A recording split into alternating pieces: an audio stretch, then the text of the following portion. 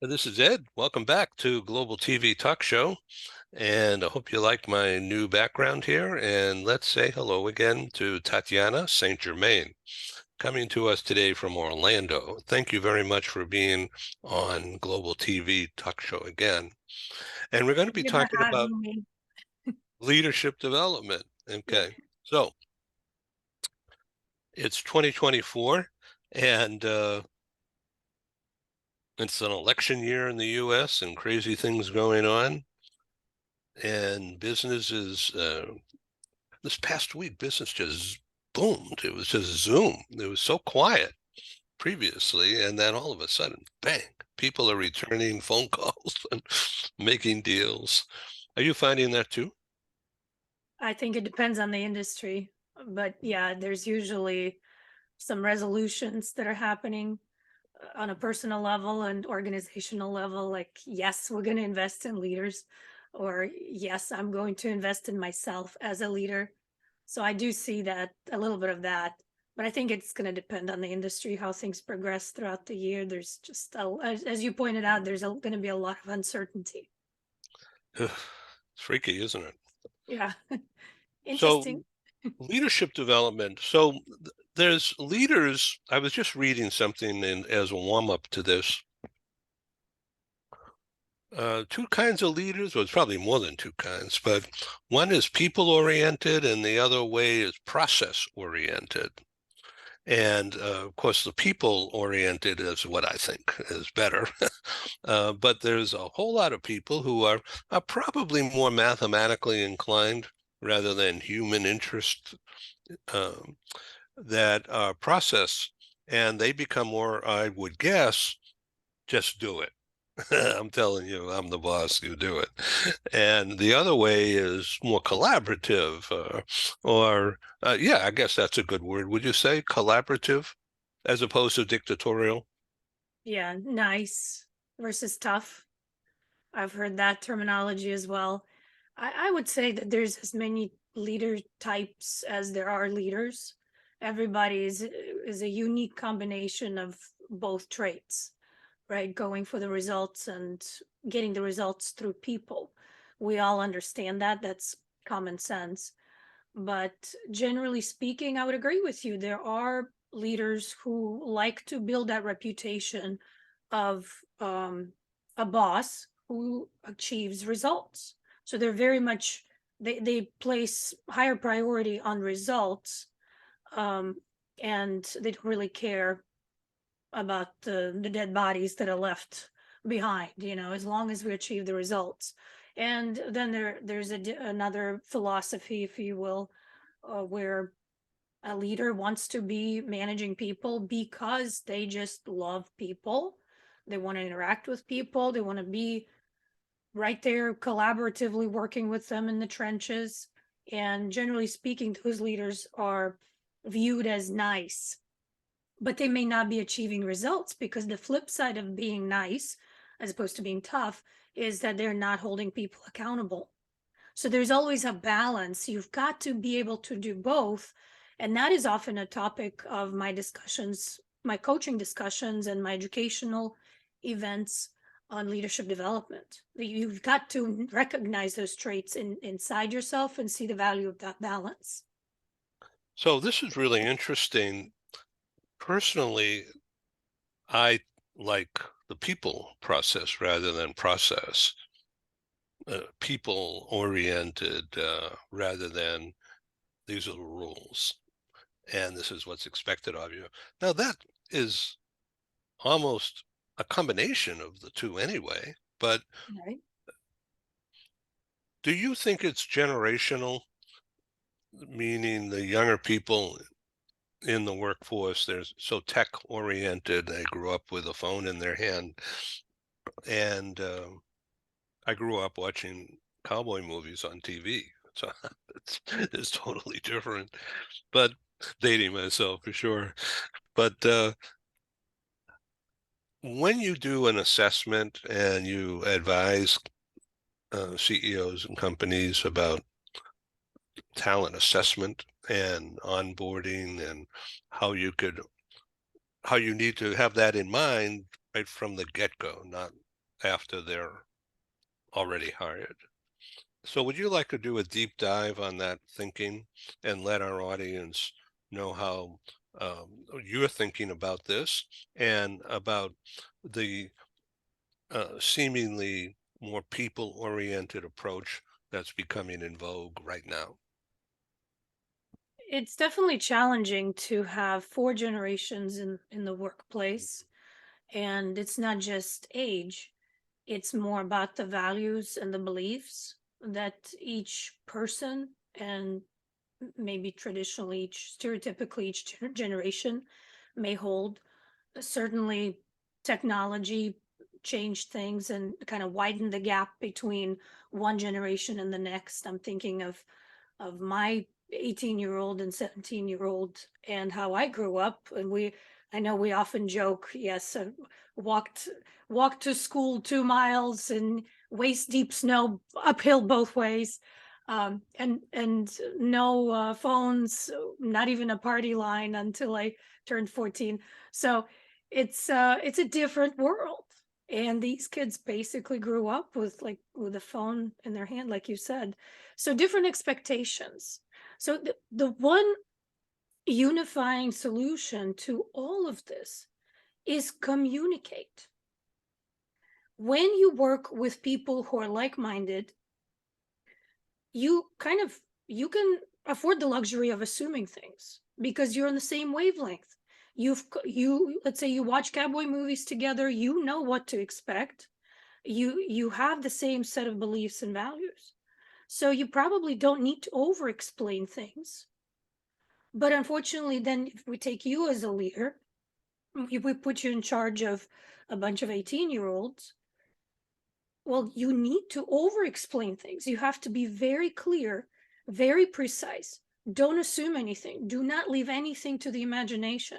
And I'm having this conversation not only with you, our generation, with the younger generation as well. Young people don't know what they don't know.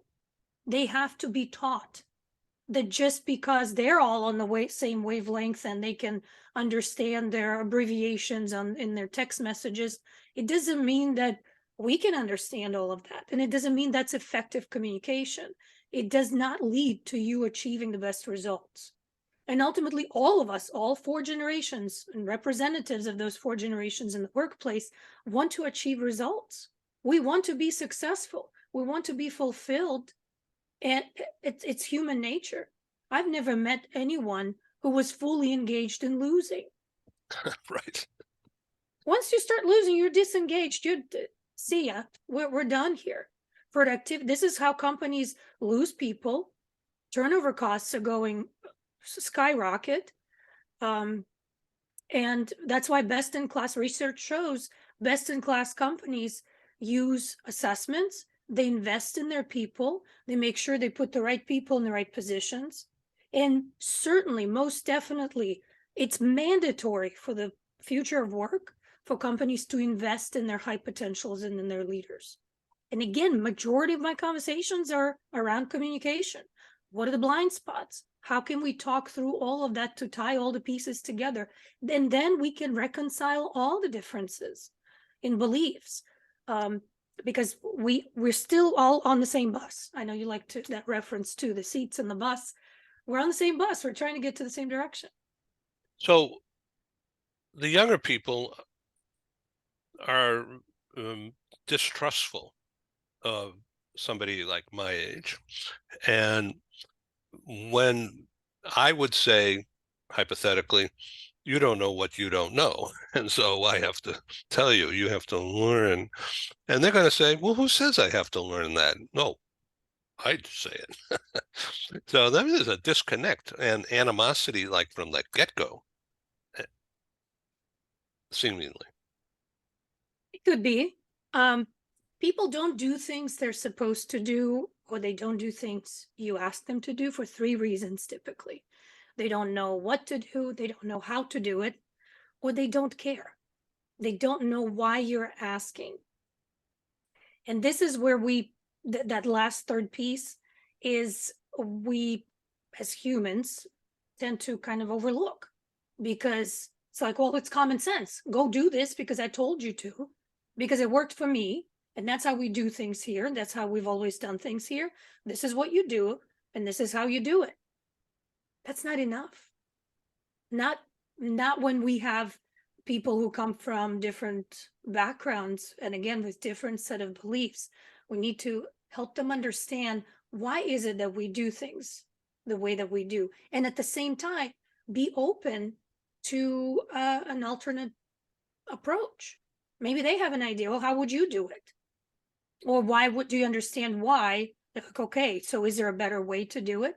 So that's where that people focused approach you mentioned and the collaboration that has to occur between people in general, and certainly when we have multiple generations. So I have to ask this, being an interviewer.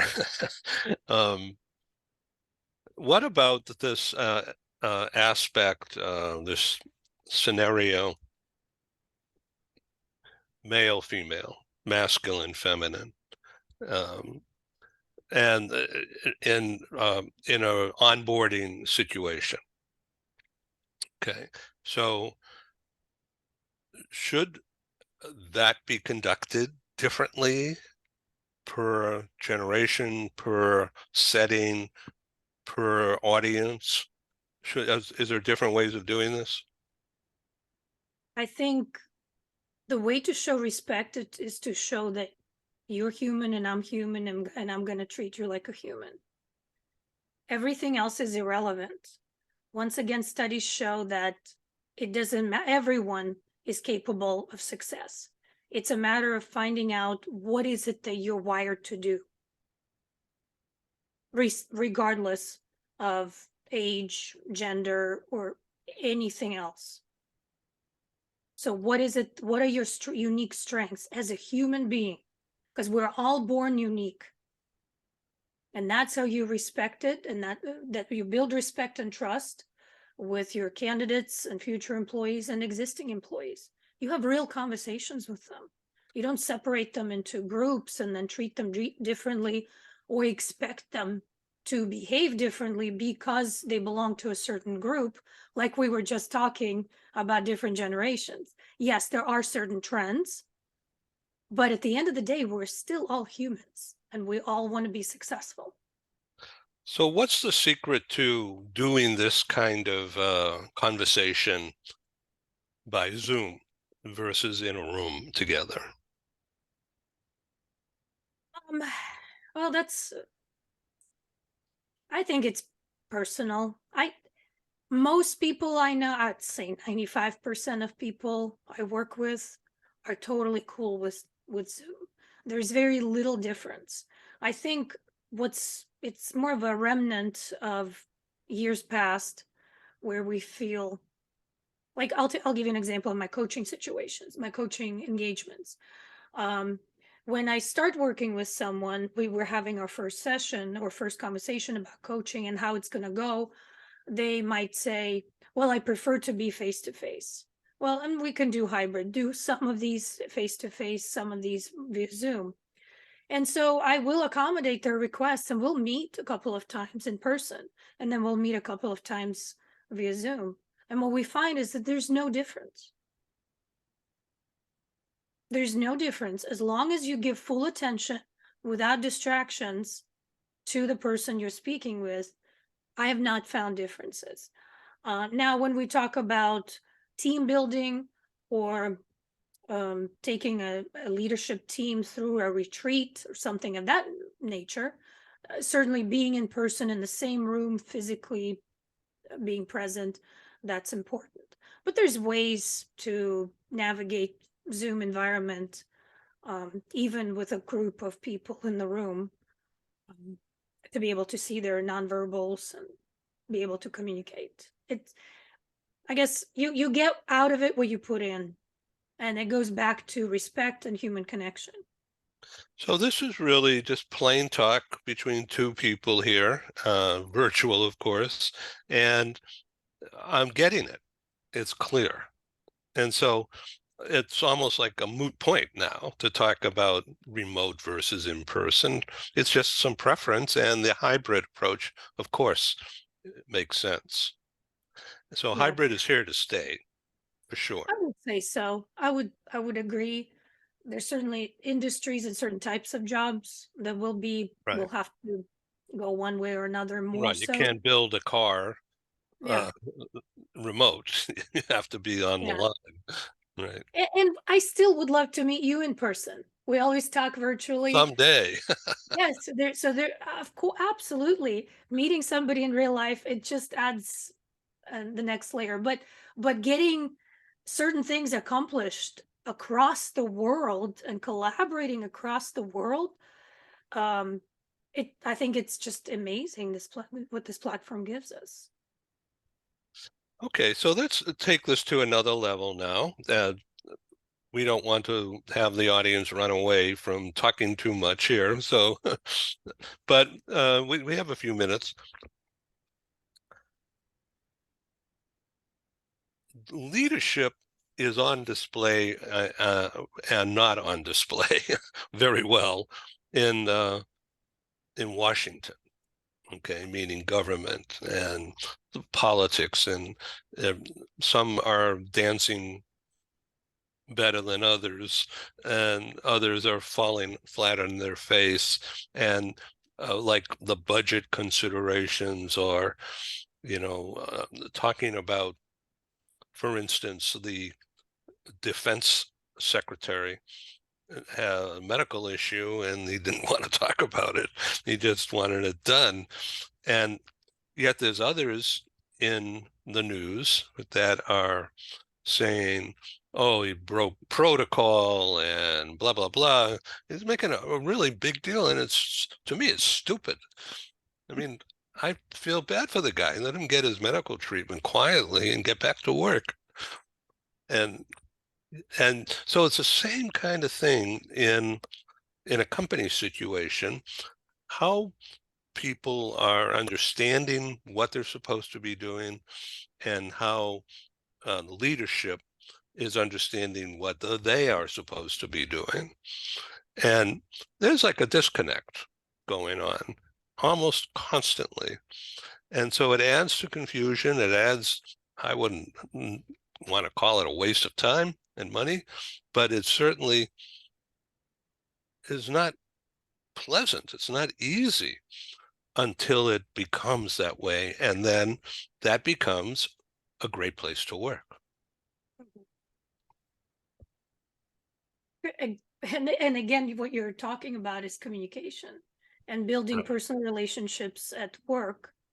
Um, and some leaders, this is one of the common leadership blind spots. They don't see the value of sharing certain personal things about themselves. So it's often a job of a coach to remind them that they are not robots. They are humans in the workplace. Yes, they are in charge. And yes, they're under a lot of pressure and scrutiny and in the spotlight and all those things, but they're still human. And it does not take away from their humanity for them to talk about their family, to talk about their challenges. It makes them more relatable. This is so exciting. I'm looking forward to having you on our talk show January 25, when we have a very interesting cast. Mhm. and Yeah. Gary Sanger will be on the program also. And yeah, so I'm setting up meetings in London and Paris and also in Sweden. And I'd like to keep you informed about all those. Would love to have you travel and all that, but I cannot afford to pay you to do that. But certainly, you can show up on screen. That would be great. That would be great. Yes, please keep me posted. I will. And our Washington meeting, this Washington meeting that I'm planning, I'd like to invite you to that. I'll send you a link in a few minutes that will Okay. show you what's developing. It's still developing. The Okay. date is Feb 1, and Okay. it'll be afternoon East Coast time. And my partner and facilitator is a global law firm, and in their Washington office, a very prestigious firm, and they've asked me to bring my meeting style into Mhm. their offices, and part of it will be on Zoom, and part will not be. The Global TV talk show portion will be in the afternoon, East Coast time. Awesome. Would love to have you talk about talent assessment and leadership development.